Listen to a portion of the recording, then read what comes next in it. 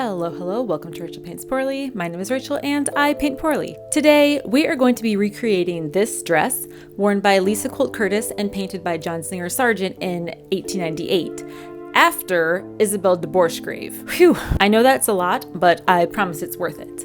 Allow me to explain. Isabelle de Borchgrave, our featured artist this go-around, is a first-time trifecta here on Rachel Paints Poorly. First, her major museum exhibitions are historic costumes, which she fashions out of paper. Second, I myself had the pleasure of attending one such exhibition, Isabelle de Borchgrave, Fashioning Art from Paper, hosted at the Frick Art and Historical Center in Pittsburgh, Pennsylvania in November 2018. Third, Isabelle is still active as an artist, living and working out of Brussels.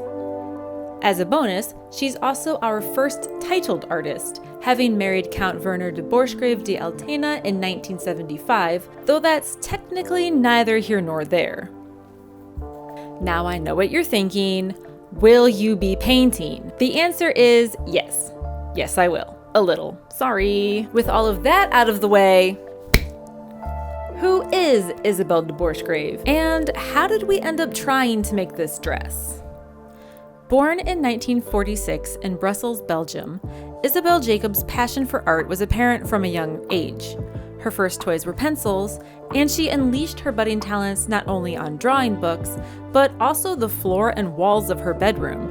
Her parents, Albert and Francois, themselves part of Brussels' cultural community, not only tolerated but encouraged her artistic endeavors, taking her to museums, painting over walls filled with images to provide fresh canvases, and supporting her decision to abandon traditional schooling for the Brussels Académie Royale des Beaux-Arts at the age of 14. By then, however, it was already clear that Isabelle's talent was something special. 4 years prior, in August 1956, Isabelle and her parents were on vacation in Gulf Juan, located in the French Riviera. Drawing in the sand along the beach, young Isabelle attracted the attention of Pablo Picasso. She recalls their interaction in The Flavors of Provenance, writing, quote, "With the audacity that only a child can possess, I went right up and made friends with the great master. He invited me into his studio in Vallauris, and though I was too young to appreciate his art or the privilege, the memory of that visit stays with me to this day." End quote. Other influences came about early on as well. Enrolled in art school, the teenage Isabelle drew still lifes, models, and plaster casts from 8 a.m. to 8 p.m. She only used black charcoal, as color was not permitted. Quote, "After that, when I could use color, I never stopped." End quote. Isabelle's creativity landed her an apprenticeship at an advertising agency who, in lieu of a diploma, requested a drawing of a pair of sneakers and a tree. 6 months into the job, however, she realized that advertising was not for her. Quote, "On the other hand, I remained very drawn to the world of fashion, and I was mad about everything that had to do with material and fabric." End quote. At the age of 17, with her studies and apprenticeships behind her, Isabelle set off on her own, traveling, reading voraciously, and developing an understanding of artists and techniques. Human inspiration included Edouard Villard, Pierre Bonnard, Henri Matisse, and Milton Avery, while additional immersive inspiration was to be found later, in Paris, Florence, Venice, and all over the world. In 1964, however, Isabelle set up shop closer to home, landing near the Grand Sablon neighborhood of Brussels, an area awash in antique shops, high-end chocolatiers, fine dining, and boutiques. She paid for the attic apartment at 13 Rue St. Anne, using the proceeds of her first exhibition, which sold out in the first afternoon. To support herself, Isabelle took on a variety of work: designs for Christmas cards and party invitations, textile designs for fabric companies, china set patterns for restaurants, and even taught art classes for young neighborhood children. Slowly but surely, however, she began to return to a first love, fashion. Quote, "When you get into fashion, you never fully leave. The love of the fabrics is like a drug." End quote. She began slowly, creating pieces for herself to wear to the many social events in Brussels, but for which she lacked the money or fairy godmother to obtain the suitable ball gowns. Clad in creations covered in painted landscapes, flowers, birds, and patterns, her friends soon began requesting pieces of their own. Quote, "Designing and creating dresses corresponded perfectly to my love of parties and dressing up my girlfriends for them. My haute couture studio was very quickly filled with pure white fabrics, but on their departure, they were covered in wonderful colored trompe-l'oeil designs. The designs included far-off landscapes, memories of the Russian ballet, bizarre scenes, recollections of travels to the Indies and to Turkey, and so forth.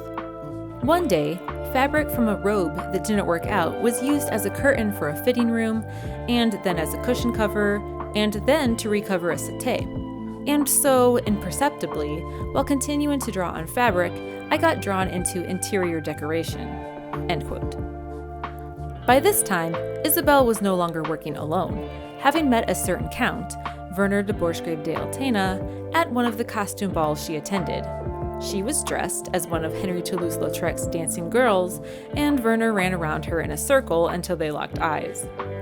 He became her greatest supporter and champion, and together they opened a boutique on the ground floor of 27 Rue Rollabeek, which Isabelle had begun purchasing floor by floor in 1974. Out of Le Tour de Bebel came dresses, scarves, and interior design items such as pillow cushions and bedspreads. From these, Isabelle was given larger interior decorating projects, including one from the Hotel Cipriani, a luxury hotel located in Venice, which commissioned her to replace the Mariano Fortuny-produced original drapes with painted trompe-l'oeil reproductions in over 100 rooms. In 1984, Isabelle turned her attention to her own residence, a townhome on Rue Gauchard that she and Werner purchased, renovated, and remodeled. Featured in the 2000 publication Designers in Residence, the house is described as specializing in sunshine, a nod to Isabelle's love of sun-drenched Mediterranean light. In the book, her use of rich, deep colors and liberal use of fabric are made possible by her secret weapon, a paintbrush. Quote, "By painting, I get to know how fabric works. Paint gives more life. When people come to my house, they immediately want to touch the chairs. I like to play with trompe-l'oeil." After the Rue Gauchard house was finished in 1987, Isabelle began searching for new avenues of artistic expression. One such direction took the form of 1989's Revolution in Fashion, an exhibition put on by the Kyoto Costume Institute in Japan, featuring magnificent 18th and 19th century pieces from the museum's collections. Viewing the exhibition catalog spurred Isabelle's desire to return to fashion. She got the chance in 1994 when she traveled to New York City and reconnected with Rita Brown, a longtime acquaintance. An authority on period costume, Rita produced a valuable link to Martin Kamer, a costume historian and collector who assisted with Kyoto's revolution in fashion. Quote, "At the time, Rita was working for Martin Kamer, an American collector. In his New York apartment, he lived amidst piles of cardboard boxes. Sometimes he would open one. What a shock! There I was with an 18th century dress being unfolded before my eyes. Rita was restoring the collection. Thanks to her, I was able to handle these treasures, to open this or that box, and to go into raptures before 50 pairs of shoes from the period, and all without having to stand with my nose pressed against the glass of a display case. To be able to approach them, to see them up close, to touch and to learn, it was marvelous." End quote. Next, Isabelle and Rita visited the Metropolitan Museum of Art's Costume Institute. Rita remembered Isabelle saying, quote, "Why don't we do our own history of fashion, only in paper? Come to Brussels in the new year and let's get started. We must work together." End quote. And Rita was a willing accomplice. Working in 5 or 6 week increments twice a year for the next 10 years, the pair created the 25 dresses that formed the foundation for their first exhibit, Papiers à la mode. Rita began the process with about 50 costumes taken from museum collections in Britain, Europe, Russia, Japan, and North America, covering a variety of time periods, silhouettes, and textiles. These included both extant garments by designers such as Charles Frederick Worth and Paul Poiret, and garments known only through portraits of the women who wore them, such as Marie Antoinette and Empress Eugenie. As dresses began taking shape, they followed Isabelle's original desire that the pieces be in the spirit of the originals and not exact copies. Says Isabelle, quote, "Papiers à la mode is not about pastiche. It is a merry and shameless sham, trompe-l'oeil, and nothing else," end quote. Be that as it may, the merry and shameless sham was about to see the world. Quote, "Once they were finished, my paper dresses were carefully stored and then forgotten in a room upstairs. But I showed them to some American friends for whom I was designing stationery. They subsequently obtained access for me to the Musée des Impressions sur Étoffes in Mulhouse, France. They understood that I was designing neither theater costumes nor authentic reproductions to recreate historical atmosphere, as is sometimes done in some castles. They saw something quite new in what I was doing, something that had no real precedent, genuine sculptures made of paper. That first collection later toured the world under the title Papiers à la mode. It was shown at the Museum of Fine Arts in Boston, at the Fashion Institute of Technology in New York, at the Victoria and Albert Museum in London, the Royal Ontario Museum in Toronto, Mode Nati in Antwerp, the Sadberg Musée in Turkey, and the Grand Ducal Palace in Luxembourg. Quote, "I must say I was completely bowled over to see my paper creations next to some of the most important creations in the Victoria and Albert Museum's collection. The real and the illusory sharing the same space. Words cannot express how I feel, because that day I knew I had fulfilled a childhood dream." End quote. Her international success with Papiers à la mode brought Isabelle more opportunities to expand. The very nature of paper allows for greater flexibility. Inexpensive and versatile, paper dresses can travel and be displayed under light and outside of glass cases for weeks, months, years. Once translated into paper, original pieces that exist only in paintings or are too fragile to be placed on view can be walked among by viewers, experienced up close and personal. The uptick in new exhibitions and commissioned projects, plus the retirement of Rita Brown in 2008, led Isabelle to bring on studio assistants to help her with her paper creations. Quote, "I realized that I could no longer handle everything myself. It was time to surround myself with assistants who would help me construct my creations. I needed young people who were full of enthusiasm. So I brought in young designers who had graduated from the fashion schools in Antwerp and Ghent. Since then, the work in the studio has been magnificent because people's imaginations are stimulated. When someone tires, someone else takes over, and that creates a real dynamic. Their training as designers and my whimsical intervention with shape and color allow us to go a long way in creating illusion. I love collaborating with other artists. This is how it works in my studio. I start to put together a dress, one of my assistants then takes over, and then a third takes care of the finishing touches. I am convinced that our positive collaboration is the fundamental basis for the success of our works. I place great importance on the accuracy of colors and proportions. Communicating my enthusiasm and energy to others and being present as often as possible in my studio, that's my life." End quote. And so, without further ado, let's get started, shall we? There's nothing new under the sun. Everything is already there. Creation is never a solitary affair. What's really magical is that I have only ever heard enthusiastic reactions, often expressed in the same words. Thank you for allowing us to dream. The beauty of a piece of fabric is often the starting point for the creation of a dress. Reproducing a period dress in paper bears absolutely no relationship to the work of a simple copyist. Creations can be enriched immeasurably through curiosity about the past.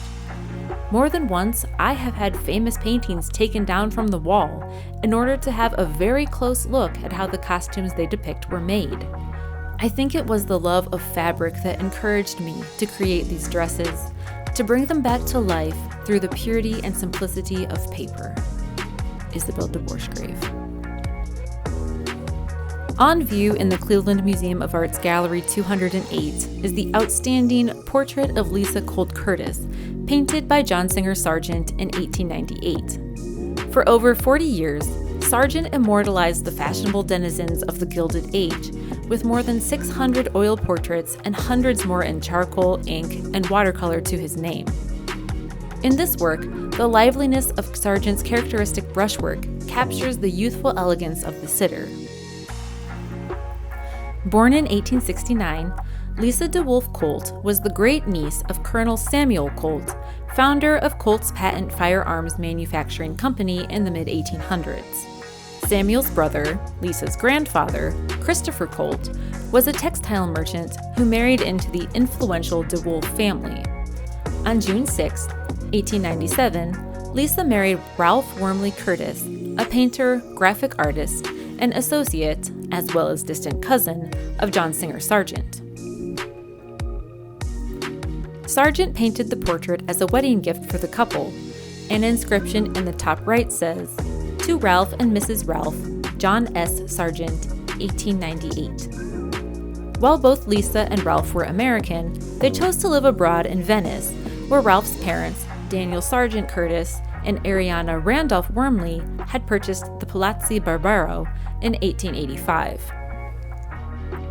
As a fashionable member of society, Lisa had access to the top dressmakers of the era, including the House of Worth. While there's no evidence that this particular gown is a Worth, the possibility is alluring.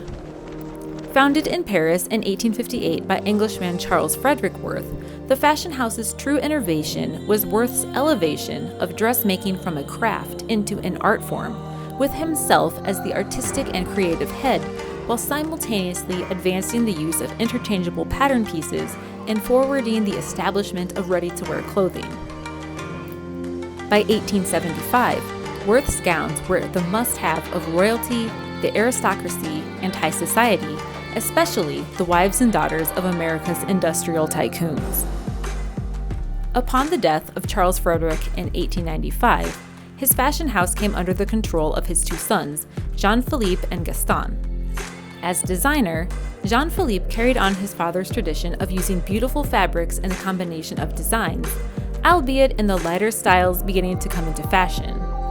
According to the 2017 book, The House of Worth, 1858 to 1954, fluidity and rigidity were being combined to create a slimmer silhouette for the end of the 19th century, the evening wear of which Jean-Philippe added his beloved trailing embroidered or pleated trains to the fitted bodices.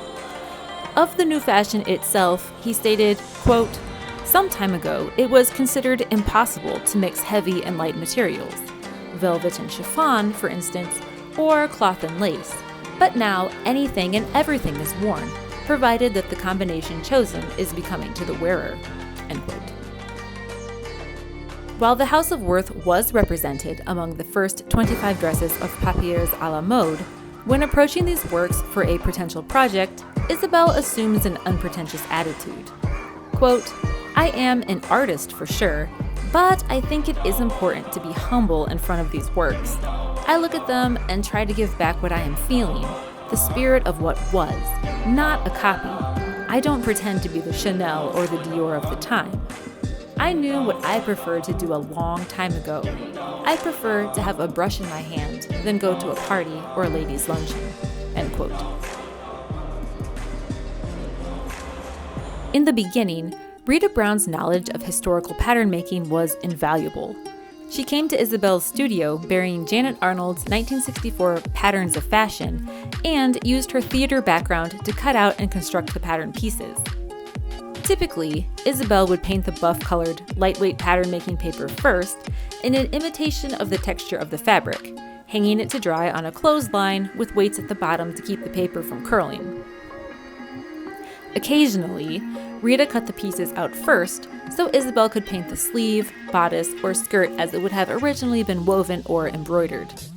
Quote, "Rita and I were the perfect team because she was so interested in the shape and made everything easy for me to paint." End quote. To accurately capture the look and feel of brocade, velvet, and satin, Isabelle experimented with a variety of paints and paper. Quote, Using a variety of brushes dipped in water and a small amount of white emulsion, Isabelle worked rapidly using airy strokes. Sometimes she varnished the back of the paper to give it depth and tone. To imitate moire, she dragged a wavy comb across the paper. Mixing an iridescent watercolor with acrylic paint, she captured the sheen of Chinese export silk in brilliant yellow.